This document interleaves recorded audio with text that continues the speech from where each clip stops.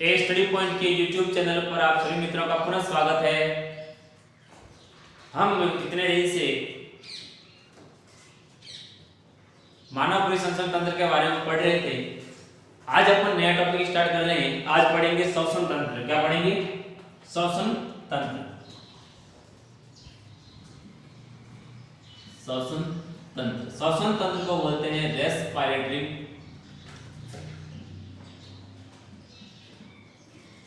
System. श्वसन तंत्र के बारे में पढ़ेंगे। चैप्टर स्टार्ट होने से पहले श्वसन तंत्र होता क्या, श्वसन होता क्या, उसके बारे में अपन बात करते हैं। हम भोजन के रूप में विभिन्न प्रकार के पोषक तत्वों को शरीर के अंदर ग्रहण करते हैं। वहां से भोजन तत्व छोटी आंत में जाता है आमाशय से, और छोटी आंत के अंदर भोजन का होता है पाचन। पाचन के फलस्वरूप भोजन हमारा शरीर के विभिन्न ऊतकों के अंदर जाता है रक्त की सहायता से। ऐसा आपने परिसंचरण के अंदर पढ़ा। वहां पर भोजन का होता है ऑक्सीकरण, अपघटन होता है, ऑक्सीकरण होता है, और वो ऑक्सीजन की उपस्थिति में होता है। वहां पर जितनी ऊर्जा हमें चाहिए उतनी ऊर्जा हमको शरीर के अंदर लगातार मिलती रहती है, और पीछे बचती है एनर्जी, जो ऊर्जा मिलती है पीछे बचती है, वो शरीर के अंदर स्टोरेज हो जाती है। क्या हो जाती है? एटीपी के रूप में, ग्लाइकोजन के रूप में हमारे शरीर के ऊतकों के अंदर स्टोरेज हो जाती है। तो ये पूरी प्रक्रिया है, वो क्या कहलाती है? श्वसन कहलाती है। तो श्वसन की आप परिभाषा को लिखोगे तो श्वसन एक जैव रासायनिक अभिक्रिया है, जैविक अभिक्रिया है, क्योंकि ये ऊतकों के अंदर संपन्न होती है, और रासायनिक इसलिए क्योंकि ऑक्सीजन की उपस्थिति के अंदर इनका अपघटन होता है, जैविक पदार्थों का अपघटन होता है, रासायनिक पदार्थों के अंदर बदलता है। ठीक है, तो श्वसन एक जैव रासायनिक प्रक्रिया है। क्या है? जैव रासायनिक प्रक्रिया है। परिभाषा की बात करें तो श्वसन मुख्य रूप से क्या है? ये श्वसन जीवित कोशिकाओं के अंदर उपस्थित भोजन के ऑक्सीकरण के फलस्वरूप बनने वाली ऊर्जा और बनने वाले उप उत्पाद कार्बन डाइऑक्साइड से संबंधित प्रक्रिया है। तो अपन परिभाषा में लिखेंगे कि श्वसन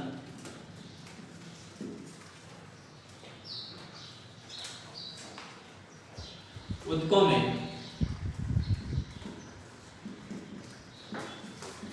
पोषक पदार्थों के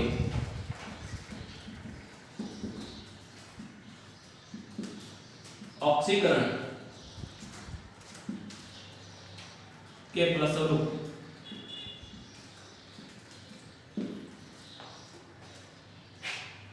ऑक्सीकरण के फलस्वरूप बने उत्पाद ऊर्जा व उप उत्पाद CO2 तथा जल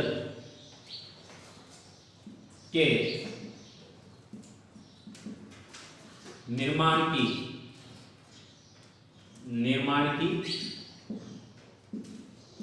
क्रिया है।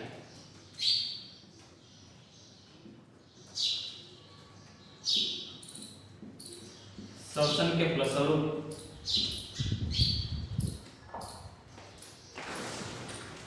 ऊर्जा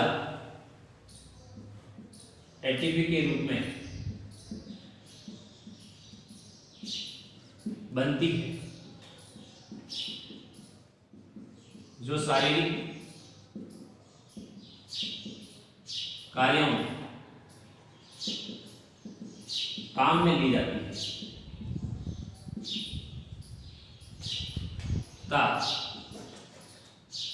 शेष ऊर्जा शरीर ऊतकों में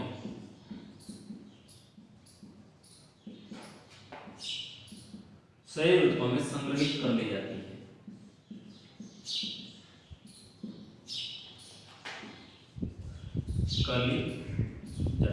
ये पूरी प्रक्रिया क्या है?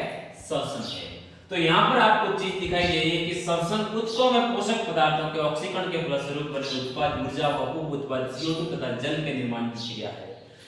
कोई कहता है कि श्वसन की क्रिया श्वास को अंदर लेना और श्वास को छोड़ना, यानी कि ऑक्सीजन को फेफड़ों के अंदर लेना और वहां से कार्बन डाइऑक्साइड को वातावरण के अंदर छोड़ना ही श्वसन है। ये भी सही है, ये भी गलत नहीं है, लेकिन आप केवल और केवल इस बात से श्वसन को परिभाषित नहीं कर सकते हो कि केवल ऑक्सीजन को अंदर लेना और ऑक्सीजन कार्बन डाइऑक्साइड को बाहर छोड़ना ही श्वसन है। सीधा सा मेरा कहने का मतलब ये है कि ऑक्सीजन को ऊतकों तक पहुंचाने के बाद उसका उपयोग कहां हो रहा है? भोजन के विभिन्न प्रकार के पोषक पदार्थों के अपघटन में इसका उपयोग हो रहा है। ठीक है, और ये प्रक्रिया श्वसन कहलाती है, जो बताइए। ठीक है, अब देखते हैं श्वसन के प्रकार के बारे में बात करते हैं। श्वसन मुख्यतः दो प्रकार का होता है। श्वसन मुख्यतः दो प्रकार का होता है। एक तो होता है पहला बहिर्श्वसन और दूसरा होता है अंतःश्वसन। बहिर्श्वसन और अंतःश्वसन। सबसे पहले बढ़ते हैं बहिर्श्वसन क्या है। बहिर्श्वसन का मतलब है ऑक्सीजन को फेफड़ों तक पहुंचाना और फेफड़ों से कार्बन डाइऑक्साइड को बाहर निकालना, और वहां से फेफड़ों से ऑक्सीजन को ऊतकों तक पहुंचाने की प्रक्रिया क्या कहलाती है? बहिर्श्वसन कहलाती है। यानी कि आप लिख सकते हो O2 को कोशिकाओं तक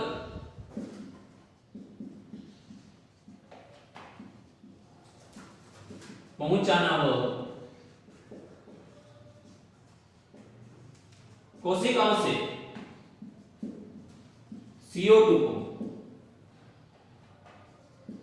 वातावरण में छोड़ने से संबंधित क्रिया है। वातावरण में छोड़ने से संबंधित क्रिया है। इसे सांस लेना भी कहते हैं। अपन सांस लेना भी कहते हैं। सांस लेने का सीधा सा अर्थ यह है कि ऑक्सीजन को अंदर ग्रहण करना और कार्बन डाइऑक्साइड को छोड़ना। ठीक है, इसे श्वास लेना भी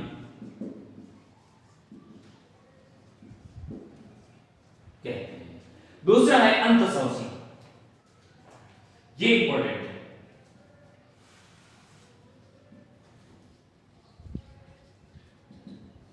अंतःश्वसन, अंतःश्वसन क्या है? अभी हमने बात की कि कोशिकाओं के अंदर ऑक्सीजन को पहुंचाना और वहां से कार्बन डाइऑक्साइड को बाहर निकालना, ये तो है बहिर्श्वसन। अब ऑक्सीजन का वहां पर भोजन के साथ में मिलकर अपघटन करना भोज्य पदार्थों का, और उन भोज्य पदार्थों से एटीपी का निर्माण करना, इससे संबंधित प्रक्रिया अंतःश्वसन कहलाती है। अंत का मतलब अंदर, श्वसन किसके अंदर हो रहा है? कोशिकाओं के अंदर हो रहा है अंतःश्वसन। ठीक है, तो O2 की उपस्थिति में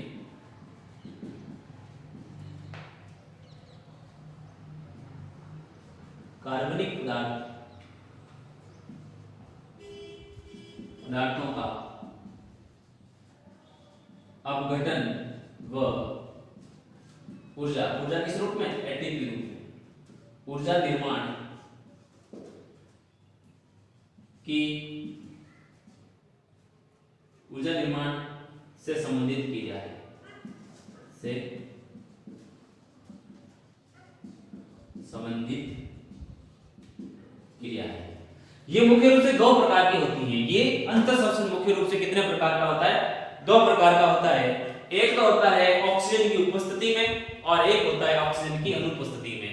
एक को कहते हैं ऑक्सीश्वसन और दूसरे को कहते हैं अनॉक्सीश्वसन। ठीक है, तो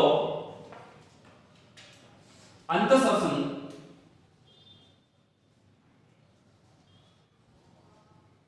मुख्य रूप से कितने प्रकार का होता है? दो प्रकार का होता है। एक तो होता है ऑक्सीश्वसन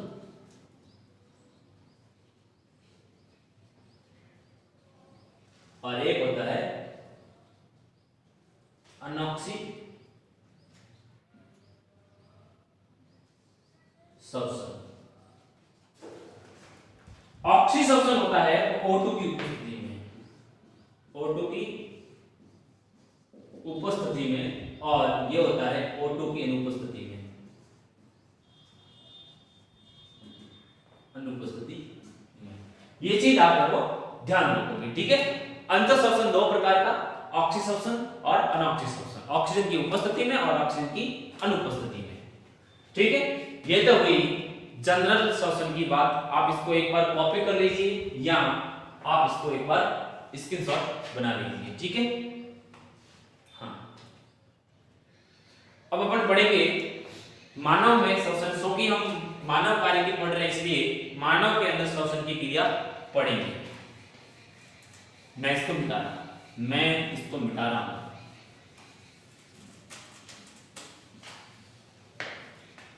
कोई घनश्याम बोल रहा है कि सर मुझे समझ में नहीं आया, तो वीडियो को वापस एक बार पीछे लेकर के वापस समझ लें।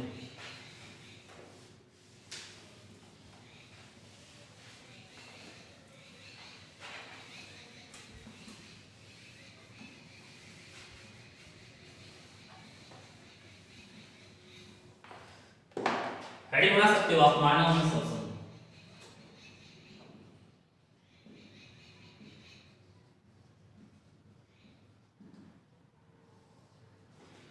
मानव में श्वसन की क्रिया, मनुष्य के अंदर किस प्रकार से श्वसन की क्रिया होती है। मानव के अंदर सर्वप्रथम श्वसन की क्रिया की अपन बात करते हैं तो सबसे पहले हमारा ध्यान श्वसन अंग के ऊपर जाता है। मुख्य रूप से मानव के अंदर श्वसन की क्रिया करने के लिए हमारे फेफड़े होते हैं। क्या होते हैं? फेफड़े होते हैं। और फेफड़ों के साथ में होती है फेफड़ों के अंदर पाई जाने वाली मांसपेशियां, पेशियां होती है। एक तो फेफड़ों के नीचे पाई जाती है डायफ्राम, और फेफड़ों के अंदर पेशियां पाई जाती है जिसको अंतराप्रसूप पेशियां कहते हैं। ये मुख्य, और इसके अलावा सहायक कुछ अंग होते हैं, जैसे मुख है, नासा है, नासा छिद्र है, नासा ग्रसनी है, ठीक है, कंठ है, श्वास नली है, ये सारे सहायक अंग है। तो सबसे पहले अपन इसके अंदर छोटी हेडिंग डालेंगे श्वसन अंग। श्वसन अंग की बात करें तो सबसे पहले सबसे ऊपर की ओर भौतिक पर्यावरण के अंदर नाक के द्वारा दो नासा छिद्र खुलते हैं। सबसे पहले नासा छिद्र, ये नासा छिद्र होते हैं वो नासा गुहा के अंदर खुलते हैं, नासा गुहा, नोजल कैविटी। और ये नासा गुहा मुख्य रूप से खुलती है नासा ग्रसनी के अंदर, और ये नासा ग्रसनी खुलती है कंठ में। कंठ खुलता है श्वास नली के अंदर, कंठ खुलता है श्वास नली के अंदर, और श्वास नली खुलती है फेफड़ों के अंदर। कहां खुलती है? फेफड़ों के अंदर। और इसी फेफड़े के अंदर मुख्य रूप से होती है श्वसनिका और कुपिका।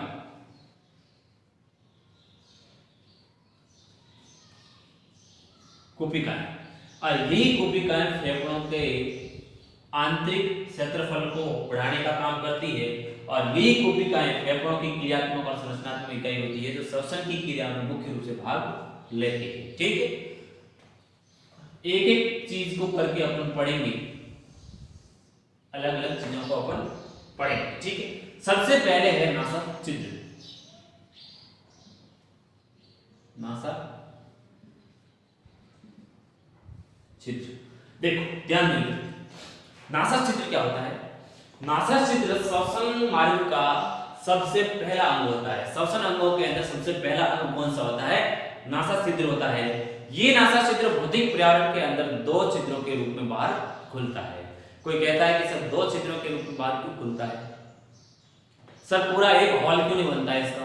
पूरा एक हॉल बन जाना चाहिए, ताकि क्या है बिना फालतू दो दो छिद्र दे दे करके प्रॉब्लम खड़ी कर देते हैं। इससे अच्छा है कि एक छिद्र पूरा हॉल होता तो हम बहुत ही तेज गति से सांस ले सकते थे। लेकिन ऐसा नहीं है। देखो, ये जो नासा छिद्र होते हैं, इस नासा छिद्र की आंतरिक दीवारों के अंदर छोटे छोटे रोम सदृश संरचनाएं पाई जाती है। ये रोम होते हैं, क्या करते हैं, बाहर से आने वाले किसी भी जीवाणु को या किसी भी डस्ट के कण को, धूल के कण को रोकने का काम करते हैं। ये हमारे शरीर के अंदर उन डस्ट के कण को प्रवेश करने से रोकते हैं, ताकि फेफड़ों तक कोई भी कण है वो पहुंच ना पाए। तो अपन लिखेंगे कि नासा छिद्र श्वसन मार्ग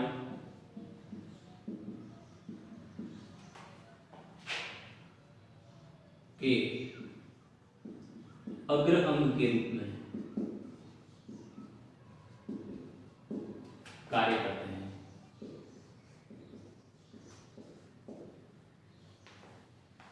हैं। जो एक जोड़ी यानी कि दो, एक जोड़ी भौतिक पर्यावरण में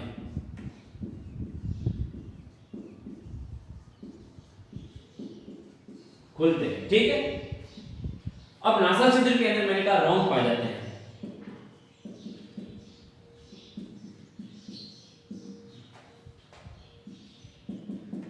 छोटे छोटे रोम उपस्थित होते हैं जो वायु के साथ आने वाले धूल के कण अथवा किसी जीवाणु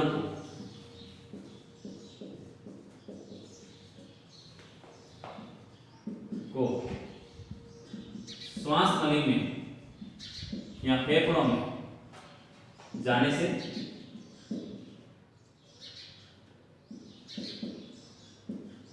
रोकते हैं। ठीक है। तो ये होते हैं नासा छिद्र। अब दूसरी होती है, ये नासा छिद्र किसमें खुलते हैं? नासा गुहा के अंदर खुलते हैं। दूसरी है नासा गुहा। ये नासा गुहा होती है। नासा गुहा एक छोटा कक्ष होता है। क्या होता है? एक कक्ष नुमा संरचना होती है, कक्ष जैसी आकृति की आकार की होती है। इसका जो मुख्य कार्य ये होता है कि नासा छिद्र से जो वायु अंदर ली जाती है उसको थोड़ी नमी प्रदान करने का काम करती है।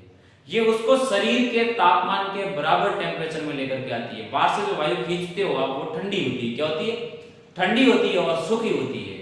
सूखी और ठंडी वायु को नम बनाने का काम कौन करता है? ये नासा गुहा करता है। नासा गुहा के अंदर एक झिल्ली पाई जाती है जिसको कहा जाता है श्लेष्मा झिल्ली।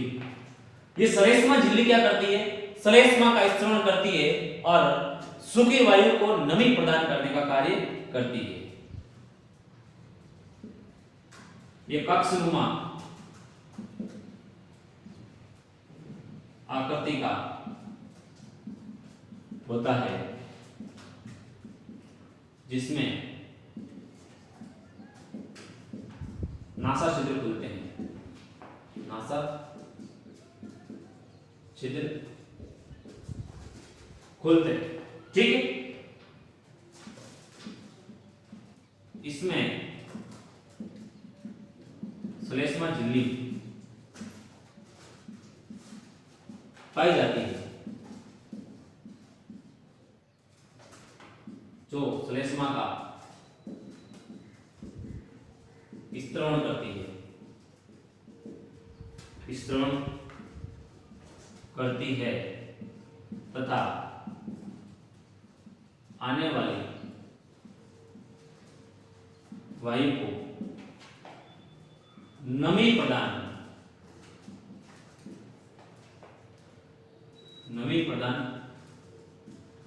करती है। और दूसरा काम क्या है नासा गुहा का? ये वायु को शरीर के तापमान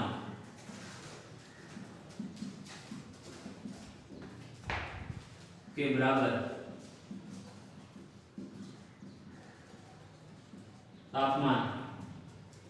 शरीर के तापमान के बराबर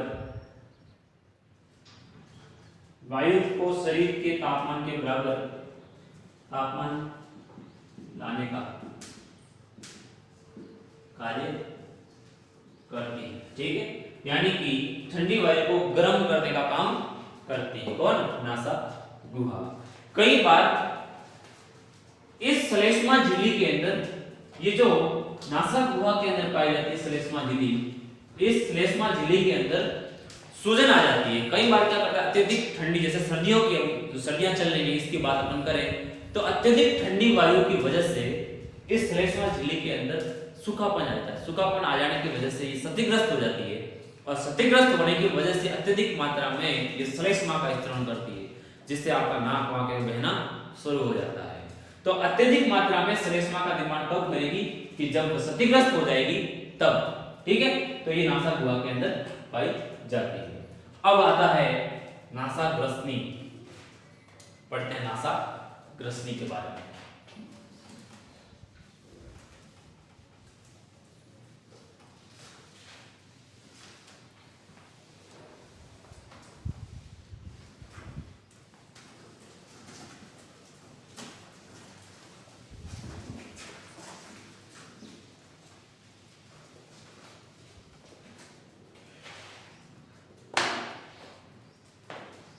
तीसरा है नासा ग्रसनी।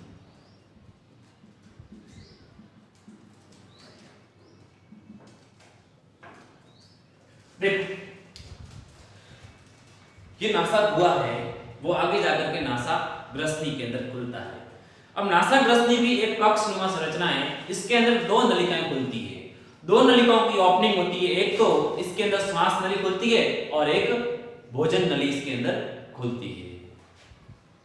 मैं आपको बताऊं,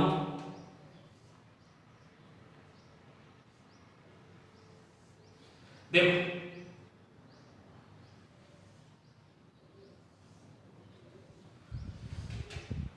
ये तो आपका नाक है, ठीक है, ये नासा गुहा है और ये इधर ये जो आपको दिखाई दे रहा है ये कक्ष, ये नासा ग्रसनी है। इसके अंदर दो नलिकाओं के द्वार खुलते हैं। क्या बोलते हैं?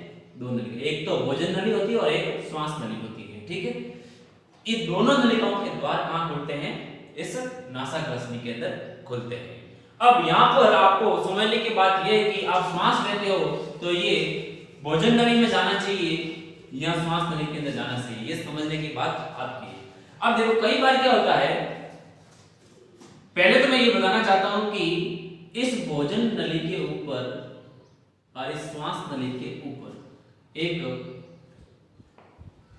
पेशियों से बना हुआ ढक्कन पाया जाता है। श्वास नली के ऊपर पाया जाता है। ठीक है, श्वास नली के ऊपर पेशियों से निर्मित एक ढक्कन पाया जाता है जिसको कहा जाता है एपिग्लोटिस। क्या कहते हैं? एपिग्लोटिस कहते हैं। और ये एपिग्लोटिस काम क्या करता है? ये आने वाले भोजन को श्वास नली में जाने से बचाता है। ये एपिग्लोटिस का काम है, आने वाले भोजन को श्वास नली के अंदर जाने से बचाता है। जैसे ही कोई भोजन आता है ये फटाक से क्या हो जाता है? बंद हो जाता है। बंद होते ही भोजन कहां चला जाता है? मुख गुहा से होते हुए भोजन नली के अंदर चला जाता है, ग्रास नाल के अंदर चला जाता है और वापस जब भोजन नहीं जाता है, श्वसन की क्रिया करते हैं तो श्वसन की क्रिया करते समय ये वापस खुल जाता है और श्वास की क्रिया इस श्वास नली के अंदर चलती है। इसलिए कभी भी आप श्वसन की क्रिया और भोजन को निगलने की क्रिया एक साथ नहीं कर सकते हो। ठीक है, क्यों? क्योंकि भोजन निकलते समय श्वास नली के ऊपर क्या रहता है? ढक्कन, एपिग्लोटिस पाया जाता है और एपिग्लोटिस बंद हो जाता है, जिससे श्वसन की क्रिया नहीं कर सकते। ठीक है, तो नासा ग्रसनी के अंदर क्या लिखेंगे अपन? यह भी एक कक्षनुमा संरचना है।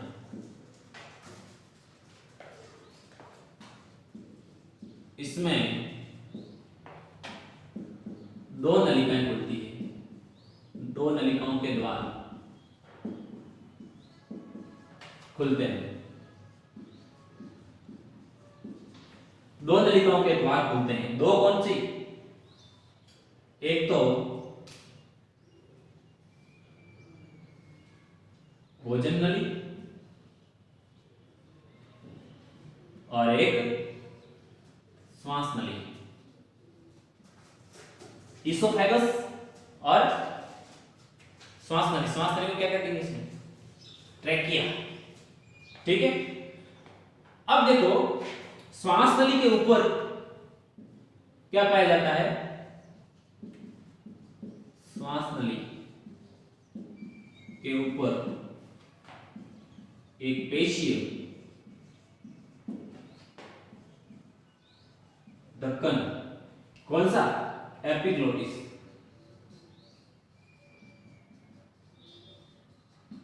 एपिग्लोटिस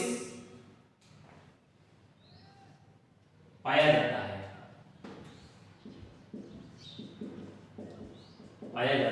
है, जो भोजन के कणों को श्वास नली में जाने से रोकता है। ठीक है। तो कई बार कंपटीशन की एग्जाम के अंदर इस एपिग्लोटिस का कार्य आता है। कई बार ये पूछ लेते हैं कि एपिग्लोटिस भोजन नली के ऊपर पाया जाता है कि श्वास नली के ऊपर पाया जाता है। तो मुख्य रूप से ये श्वास नली के ऊपर पाया जाता है और इसका कार्य क्या होता है? श्वास नली के अंदर भोजन के कणों को जाने से रोक देता है। फिर भी कई बार भोजन के कण श्वास नली के अंदर चले जाते हैं और श्वास नली के अंदर चले जाते हैं तो आपको लगता है दस्ता। क्या लगता है? दस्ता लगता है। दस्ता लगने की वजह से आपको खांसी आती है और खांसी की वजह से उस श्वास नली के अंदर से वापस आप वो भोजन के कणों को बाहर निकाल देते हो। कई लोग ये कहते हैं कि ये श्वास नली, ये जो हिचकी आती है उस हिचकी का एक कारण ये है कि श्वास नली के अंदर भोजन के कण चले जाते हैं, उसकी वजह से हिचकी आती है। नहीं, ये गलत बात, बिल्कुल ही गलत बात है कि श्वास नली के अंदर भोजन के कण जाने की वजह से हिचकी आती है। हिचकी का कारण है डायफ्राम होता है, वो अनियमित संकुचित होना प्रारंभ कर देता है। डायफ्राम के नीचे ऑक्सीजन की कमी होने की वजह से ये अनियमित संकुचन कर देता है। अनियमित संकुचन की वजह से क्या आती है? आपको हिचकी आती है। ठीक है। हाँ, तो भोजन नली, श्वास नली के ऊपर क्या आता है? एपिग्लोटिस पाया जाता है। ठीक है। और एपिग्लोटिस का काम है भोजन के कणों को श्वास नली में जाने से रोकना। अब ये श्वास नासाग्रसनी है, ये नासाग्रसनी कंठ के अंदर खुलती है। किसके अंदर खुलती है? कंठ में खुलती है। ठीक है। तो अपन पढ़ते हैं कंठ के बारे में। ये मैं एक बार मिटा देता हूं, एक बार, फिर यहां पर बना देते हैं। ठीक है। डायग्राम बना दें कंठ का, यही कंठ को खत्म कर लेते हैं इसके साथ में, ताकि अलग से अपन को पढ़ना ना पड़े।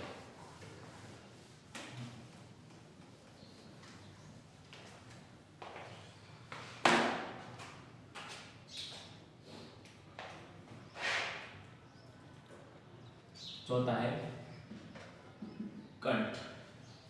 कंठ को कहा जाता है लैरिंक्स। यहां इसको कहते हैं ध्वनि पेटिका। यहां इसका एक और नाम है स्वर यंत्र।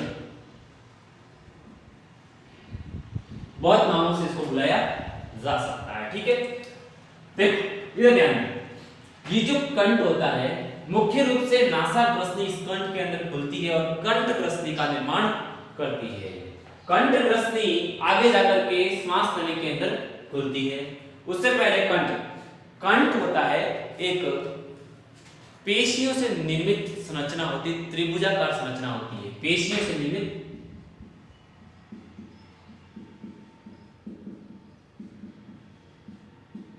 निर्मित त्रिभुजाकार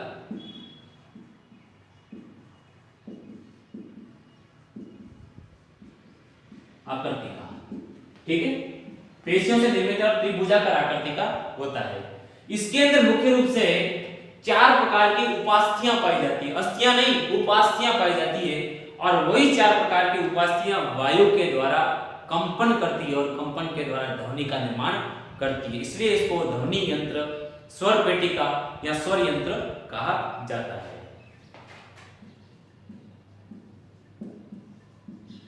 4 प्रकार की उपास्थियां पाई जाती है। कौन कौन सी 4 प्रकार की उपास्थियां, उनके बारे में पढ़ते हैं। सबसे पहले क्रिकोइड, दूसरा है एरेटिनोइड, तीसरा है थायराइड और चौथा है एपिग्लोटिस। तो ये एपिग्लोटिस क्या है? उपास्थि है। क्या है? उपास्थि। ठीक है, अपन देखते हैं, चित्र बनाते हैं, चित्र से समझने की कोशिश करते हैं।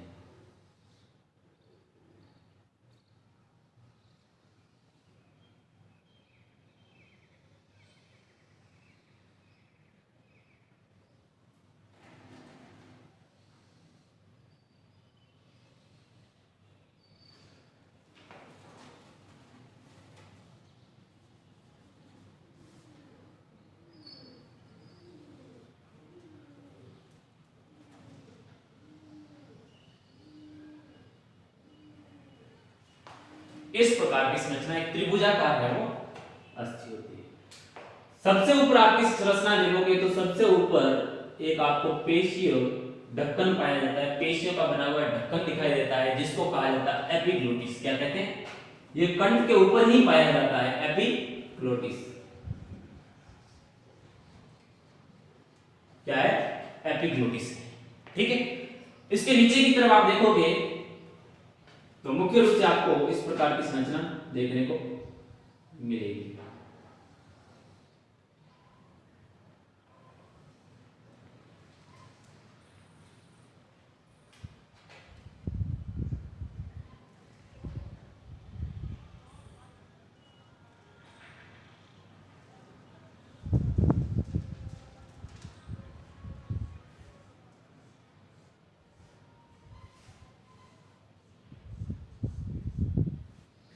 ये जो आपको ऊपर झिल्ली दिखाई दे रही है, ये थायराइड झिल्ली है। क्या है?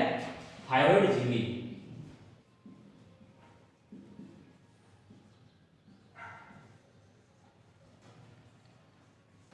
थायराइड मेम्ब्रेन है। इसके नीचे आपको जो उपास्थि दिखाई दे रही है, ये आपकी थायराइड उपास्थि है। क्या है? थायराइड उपास्थि।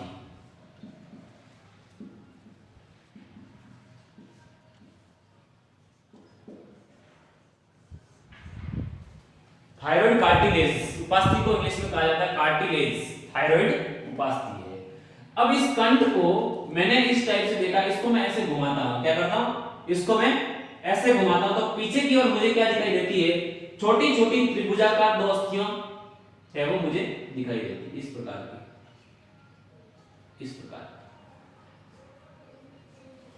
इस प्रकार की संरचना मुझे इसके पीछे की ओर दिखाई देती है, जिसको कहा जाता है एरेटिनोइड। क्या कहते हैं?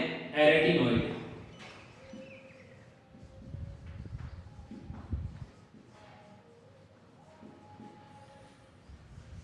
Arytenoid cartilage. ठीक है, अब इसके नीचे की तरफ आते हैं तो यहां पर मुझे एक रिंग सदृश संरचना दिखाई देती है। क्या देती है? इस प्रकार की रिंग सदृश संरचना दिखाई देती है, और ये रिंग सदृश संरचना क्या कहलाती है? क्रिकोइड उपास्थि कहलाती है। यही क्रिकोइड उपास्थि है, क्रिकोइड कार्टिलेज। ठीक है, यही क्रिकोइड उपास्थि होती है। रिंग सदृश छोटी संरचना होती है, जो इस ध्वनि पेटिका का सबसे अंतिम सिरे के अंदर यानी कि श्वास नली के आधार पर ऊपर की ओर पाई जाती है। ठीक है, क्रिकोइड। अब क्या होता है कि ये अंदर से नलिका की संरचना के समान होता है। अब अंदर से आप इस नलिका की संरचना के समान, इसके नलिका के बीच के अंदर ये सारी की सारी अस्थियां उपस्थित होती है। जब वायु इसमें से कंठ में प्रवेश करती है, श्वास नली में से कंठ में प्रवेश करती है, तो इस कंठ के अंदर ये जो अस्थियां होती है वो कंपन करती है। क्या करती है? कंपन करती है, और कंपन के फलस्वरूप ध्वनि का निर्माण करती है। इसलिए इस कंठ को ध्वनि पेटिका या स्वर यंत्र कहा जाता है। तो आप नोट लगा करके यहां लिख सकते हो, नोट लगा करके आप लिख सकते हो कि कंठ में पाई जाने वाली उपास्थियां वायु से कंपन कर ध्वनि का निर्माण करती है। इसलिए कंठ को स्वर यंत्र या ध्वनि पेटिका कहा जाता है। ठीक है, ये मुख्य रूप से आपको ध्यान में रखना है कि इसके अलावा इस कंठ के अंदर वोकल कॉर्ड भी पाए जाते हैं, स्वर रज्जु भी पाए जाते हैं। वो इस अस्थियों की सहायता करते हैं, अस्थियों को कंपन करवाने की सहायता करते हैं। वो भी वोकल कॉर्ड, स्वर रज्जु भी इस अस्थियों से, उपास्थियों से जुड़े हुए रहते हैं, उपास्थियों की सहायता करते हैं। और वोकल कॉर्ड का काम भी ध्वनि निर्माण के अंदर होता है। ठीक है, तो ये चीज आप ध्यान रखोगे। ठीक है, अब इसके बाद अपन पढ़ते हैं श्वास नली के बारे में पढ़ते हैं। ये अब मैं मिटा रहा हूं। ठीक है, श्वास नली के बारे में पढ़ते हैं।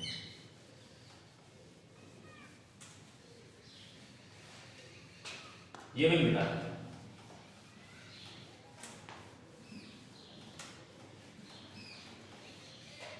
इसको स्क्रीनशॉट कर लिया ना आपने? स्क्रीनशॉट नहीं किया है तो आप थोड़ा सा बैक करके वापस इसको स्क्रीनशॉट मार दीजिए। साथ साथ में नोट्स बनाते रहिए। नोट्स बनाना इसलिए इंपॉर्टेंट है क्योंकि अभी तो मैं पढ़ा रहा हूं और बाद में शायद हो सकता है कि आपको क्लास लेने का टाइम नहीं मिले, इसलिए एग्जाम के टाइम पर आपको पढ़ने के लिए नोट्स बनाना अति आवश्यक है। इसलिए साथ साथ में आप है वो नोट्स है वो बनाते रहिए। ठीक है, अब है श्वास नली।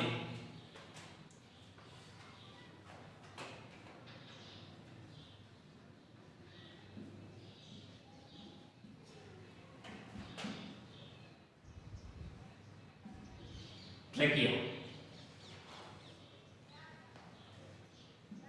देखो, श्वास नली एक पतली लंबी नलिका है, 12 सेंटीमीटर लंबी नलिका है। कितनी? 12 सेंटीमीटर पतली लंबी नलिका है। ये 12 सेंटीमीटर पतली लंबी नलिका है।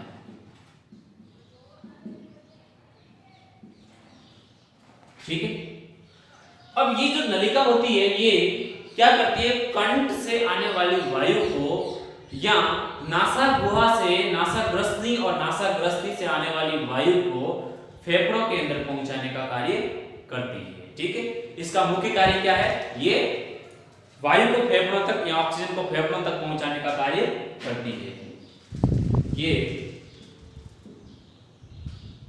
नासाग्रस्ती से प्राप्त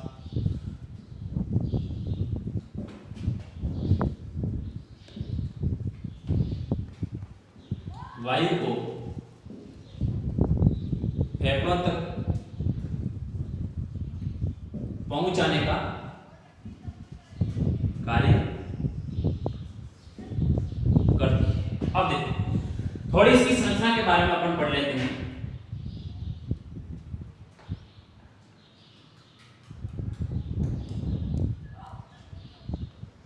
मैंने कहा कि ये क्या है? 12 सेंटीमीटर लंबी नलिका है। ये फेफड़ों के पास में जाकर के दो भागों में विभक्त हो जाती है, जो क्या करती है? श्वसनियों का निर्माण करती है। ठीक है, प्राथमिक श्वसनी और द्वितीयक श्वसनी का निर्माण करती है। ठीक है, श्वास नली के ऊपर की ओर क्या पाया जाता है?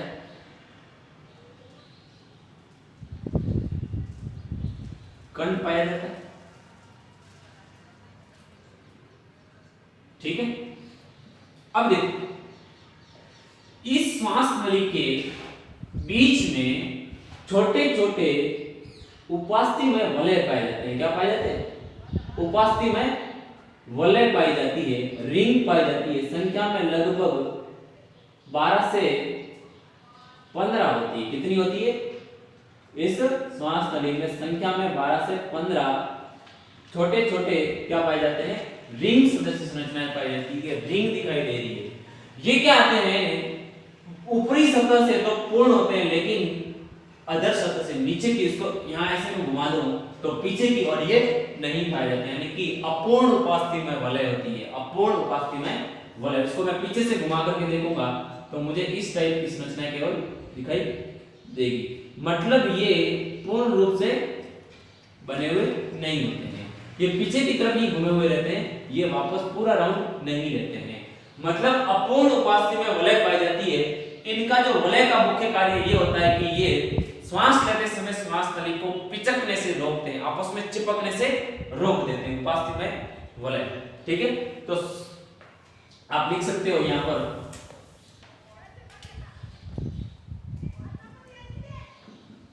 श्वास नली में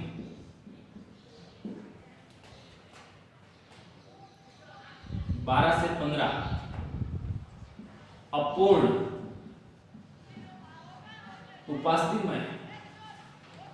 उपास्थि में वलय पाई जाती है, जो श्वसन क्रिया के समय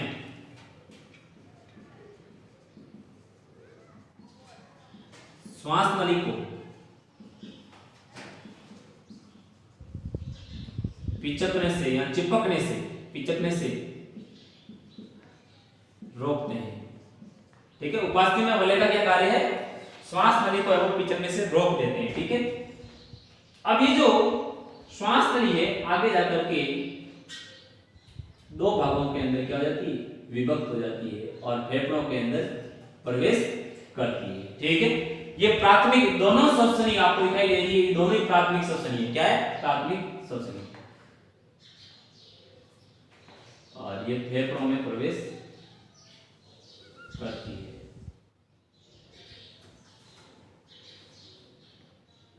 थोड़ा स्पेस कम पड़ गया, कोई बात नहीं, अपन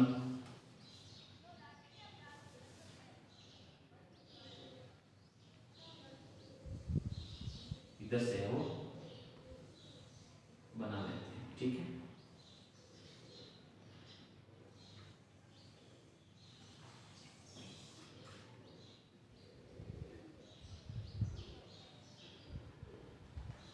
इस प्रकार से संरचना होती है, फेफड़ों की संरचना इस प्रकार से होती है।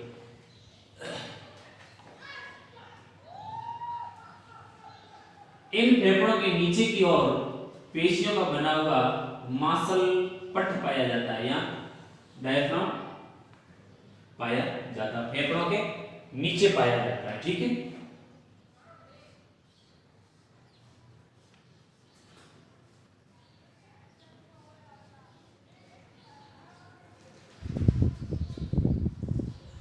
इस प्रकार से। ठीक है, अब देखो आपको यहां पर समझने की जरूरत है कि ये श्वास नली है,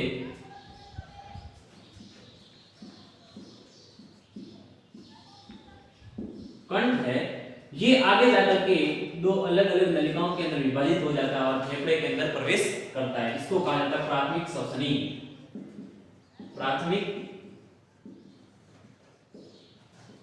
श्वसनी, ये भी प्राथमिक श्वसनी, और ये दोनों ही फेफड़े के अंदर जाकर के प्रवेश कर जाती है। ठीक है, ये होती है श्वास नली। एक पॉइंट आपको यहां पर ऐड करना चाहिए कि श्वास नली फेफड़ों के समीप जाकर दो भागों में विभक्त रहती है, दो भागों में विभक्त हो जाती है।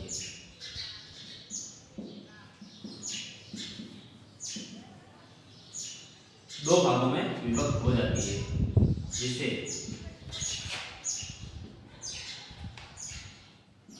प्राथमिक श्वसनी कहते हैं, जिसे प्राथमिक श्वसनी कहते हैं। ये दोनों फेफड़ों में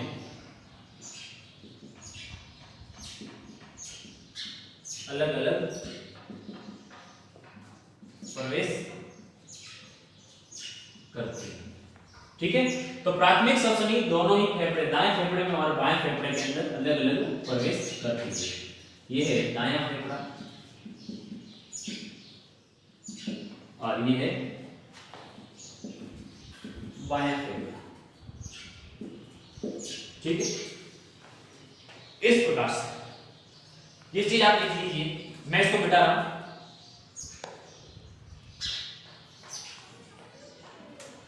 ये होती है श्वास नली।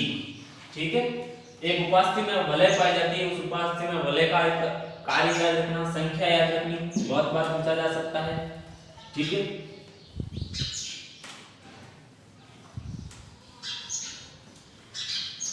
कोई कोई पूछ रहा होगा कि सर ये क्या उपास्थि में वलय इस प्राथमिक श्वसन के ऊपर नहीं पाए जाते? तो जहां तक ये फेफड़े के अंदर प्रवेश करती है वहां तक ये उपास्थि वलय नहीं है वो पाई जाती है। ठीक है, इस चीज आपको याद रखना। अब है फेफड़े, श्वास नली हो चुका, अब है फेफड़े। अच्छा, एक पॉइंट और रह गया बाकी श्वास नली के अंदर। श्वास नली की आंतरिक दीवारों के अंदर, श्वास नली की आंतरिक दीवारों के अंदर पक्षमापी उपकला ऊतक पाए जाते हैं। क्या पाए जाते हैं? पक्षमापी उपकला ऊतक पाए जाते हैं। मैंने कहा था कि यदि कोई छोटा वायु के साथ में छोटा भोजन का कण या वायु के साथ में कोई डस्ट पार्टिकल है वो चला गया श्वास नली के अंदर, तो ये पक्षमापी उपकला ऊतक अंदर बैठे बैठे क्या करता है, ये उसको बाहर धकेलने का काम करता है, यानी कि कोई भी डस्ट पार्टिकल या भोजन के कणों को फेफड़ों तक जाने से रोकता है। तो एक पॉइंट और ऐड करो आप श्वास नली के अंदर कि इसकी आंतरिक दीवारों में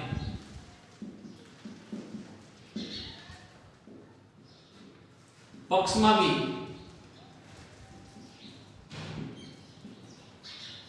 उपकला ऊतक पाया जाता है, जो भोजन के कणों अथवा धूल के कणों को वापस बाहर धकेलने का कार्य करता है। ठीक है, तो धूल के कण में डस्ट पार्टिकल होते हैं, उसको वापस बाहर धकेलने का कार्य कौन करता है? पक्षमापी उपकला ऊतक करता है। इसलिए इस पक्षमापी उपकला ऊतक को एक दिमाग में रखिएगा, बहुत बार पूछा जाता है हमारे शरीर के अंदर पक्षमापी उपकला ऊतक कहां पाया जाता है? श्वास नली के अंदर पाया जाता है। इसके अलावा ये पक्षमापी उपकला ऊतक कहां पाया जाता है? इसके अलावा महिलाओं के अंदर फैलोपियन ट्यूब के अंदर पाया जाता है, जो अंडे को क्या करती है? अंडाशय से अंडवाहिनी में लाने का कार्य करती है। फैलोपियन ट्यूब या अंडवाहिनी के अंदर पाया जाता है। ठीक है, ये चीज आप ध्यान रखोगे। ओके, इसको नोट कर दो, मैं मिटा रहा हूं। अब है फेफड़े। कभी कभी इस टाइप के हो चीजें हो जाती है, कई बार याद नहीं रहती चीज तो भूल भी सकते हैं, इसलिए आपको भावुक नहीं होना है। भावुक नहीं होना, किसी भी कंडीशन के अंदर आपको भावुक नहीं होना। ठीक है, बच्चे होते हैं, कई बार भावुक हो जाते हैं, लेकिन आपको भावुक नहीं होना है। मैं हूं आपके साथ। अब है फेफड़े, लंग्स। फेफड़े क्या होता है, लंग्स क्या होता है, उसके बारे में पढ़ते हैं। ठीक है, देखो फेफड़े होते हैं संख्या के अंदर 2 होते हैं। कितने होते हैं? 2 होते हैं। ये फेफड़ों की आप संरचना देखोगे तो इसके फेफड़ों के बाहर की ओर एक सुरक्षात्मक आवरण पाया जाता है, जिसको कहा जाता है फुफ्फुस आवरण या प्लूरा। क्या कहते हैं? फुफ्फुस आवरण कहा जाता है या कहा जाता है प्लूरा। और इस फुफ्फुस आवरण का आप संरचना इस फुफ्फुस आवरण की देखोगे तो ये दोहरी झिल्ली युक्त है। क्या है? दोहरी झिल्ली युक्त है। क्या है? दोहरी झिल्ली युक्त है फुफ्फुस आवरण।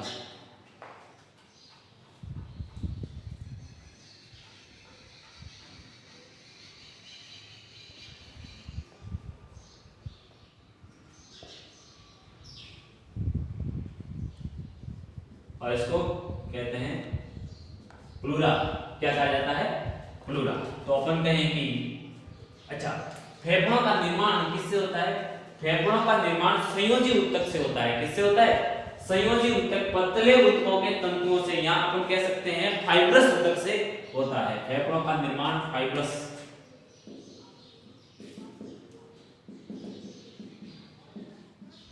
तंतुमयी संयोजी ऊतक, तंतुमयी संयोजी ऊतक से होता है। Fibrous connecting tissue. ठीक है, ये त्रिभुजाकार आकृति की संख्या में एक जोड़ी, संख्या में एक जोड़ी वक्ष गुहा में, कहां पर? वक्ष गुहा में उपस्थित होते हैं। ठीक है, इसके ऊपर एक दोहरी झिल्ली युक्त, दोहरी झिल्ली युक्त, दोहरी झिल्ली युक्त आवरण पाया जाता है, जिसे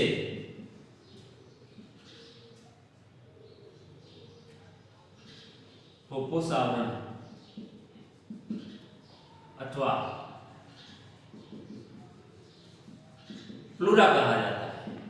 क्या कहते हैं? प्लूरा कहा जाता है। ठीक है, अब मैंने क्या कहा है कि ये दोहरी झिल्ली युक्त है। क्या है? दोहरी झिल्ली युक्त है।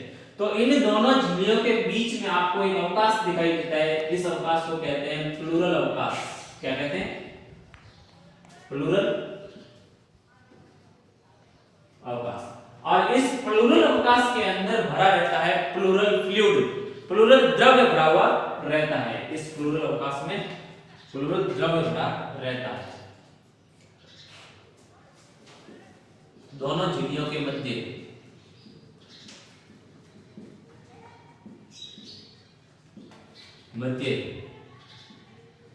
अवकाश को प्लूरल अवकाश कहते हैं, या प्लूरल स्पेस अवकाश कहते हैं। इस प्लूरल अवकाश के अंदर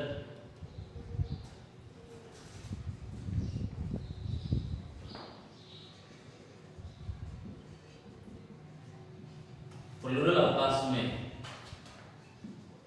प्लूरल द्रव्य भरा रहता है। प्लूरल अवकाश में क्या रहता है? प्लूरल फ्लूइड भरा हुआ रहता है। और ये प्लूरल फ्लूइड दो कार्य करता है। इस फेफड़ों के इस झिल्लियों के अंदर पाया जाने वाला प्लूरल फ्लूइड होता है, वो दो कार्य करता है। पहला कार्य करता है ये फेफड़ों की सुरक्षा करता है, तो फेफड़ों की सुरक्षा करता है। और दूसरा कार्य है फेफड़ों की झिल्लियों के बीच में होने वाले घर्षण को कम करने का काम करता है। ठीक है, तो आप देख सकते हो ये बेटा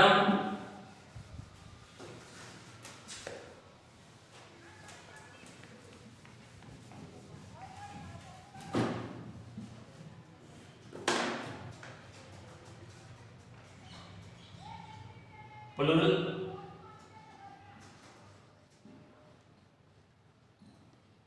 द्रव्य का कार्य। देखो, प्लूरल द्रव्य मुख्य रूप से कितने कार्य करता है? दो कार्य करता है। पहला कार्य है, एक तो ये फेफड़ों की सुरक्षा करता है,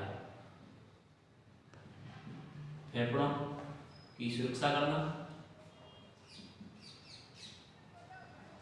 और दूसरा इनकी झिल्लियों में होने वाले घर्षण को कम करता है।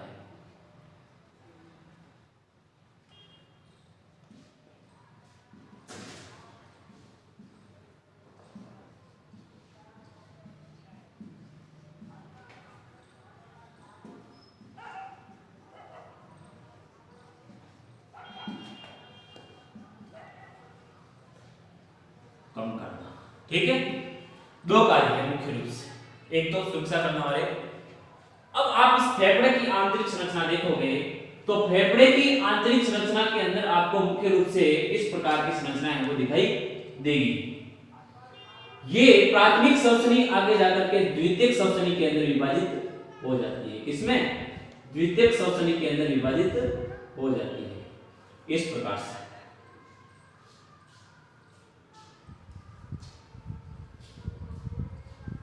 और वृक्ष के शाखानुमा संरचना का निर्माण कर देती है। इस प्रकार से ये द्वितीयक श्वसनी के अंदर विभाजित हो जाती है। तो यहां पे मैं लिख सकता हूं कि ये है द्वितीयक श्वसनी, और ये द्वितीयक श्वसनी आगे जाकर के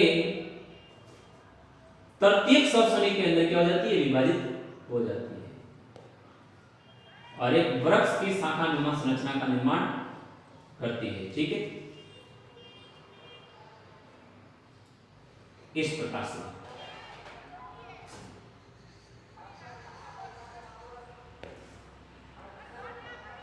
ठीक है, ये है, इधर मैं इसका नाम लिख दूं तृतीयक श्वसनी, और ये तृतीयक श्वसनी आगे जाकर के श्वसनिका के अंदर है वो खुलती है। किसमें खुलती है? श्वसनिका के अंदर। प्राथमिक श्वसनी आगे जाकर के द्वितीयक, ये द्वितीयक है और ये तृतीयक है, और ये जो आपको छोटी छोटी इस प्रकार की नलिकाएं दिखाई दे रही है श्वसनिका। क्या क्या है? श्वसनिका। ठीक है, और ये श्वसनिका आगे जाकर के कुपिकाओं के अंदर खुलती है। किसमें खुलती है? कुपिकाओं के अंदर खुलती है। इस प्रकार की संरचना है, और यही कुपिकाएं किसी भी फेफड़ों के आंतरिक क्षेत्रफल को या फेफड़ों के पृष्ठीय क्षेत्रफल को बढ़ाने का काम करती है। क्या करती है? पृष्ठीय क्षेत्रफल को बढ़ाने का काम करती है। और यही कोशिकाएं किसी भी फेफड़े की क्या रहती है? क्रियात्मक और संरचनात्मक इकाई होती है। ठीक है, पतली पतली छोटी छोटी अंगूर के गुच्छे के आकार की आपको संरचना दिखाई दे रही है कोशिकाओं की। ठीक है, कोशिकाओं की संरचना के बारे में अलग से अपन बात करेंगे। ठीक है, तो ये कोशिकाएं संख्या के अंदर, लाखों की संख्या के अंदर इस फेफड़ों के अंदर उपस्थित होती है, और ये फेफड़ों की आंतरिक संरचना को बढ़ाने का कार्य करती है। ठीक है, तो आप यहां पर लिख सकते हो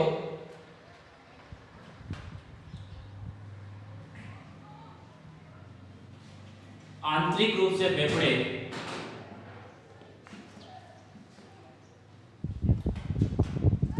द्वितीयक श्वसनी, कॉमा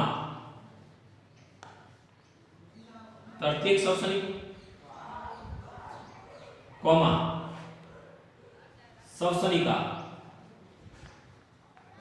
से निर्मित होते हैं, से निर्मित होते हैं। इसको मिटा,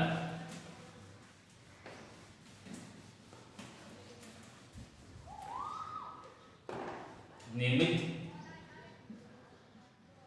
होते हैं। ठीक है, अब इन दोनों फेफड़ों के नीचे आपको एक मासल डायफ्राम दिखाई दे रहा है, एक मासल पट दिखाई दे रहा है, डायफ्राम दिखाई दे रहा है। ये फेफड़ों के नीचे पाया जाता है और इस प्रकार की संरचना का पाया जाता है।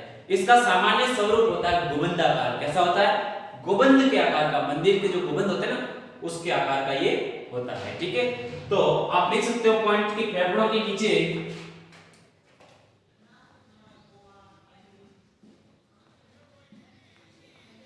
नीचे पेशियों से निर्मित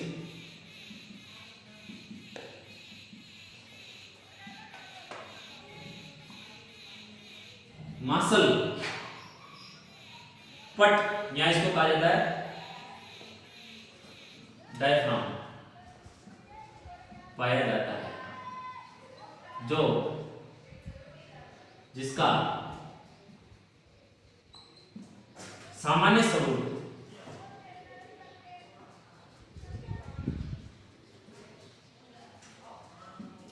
कैसा होता है? गुबंदाकार होता है। कैसा होता है? ध्यान रखो, गुबंदाकार होता है। ठीक है, इसका सामान्य स्वरूप गुबंदाकार होता है और ये श्वसन में मुख्य कार्यकारी